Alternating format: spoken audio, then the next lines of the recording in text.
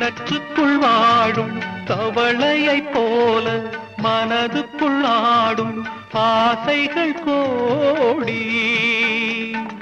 கண்கெட்ட பின்னே சூரிய உதயம் எந்த பக்கம் ஆனால் எனக்கென்ன போடி.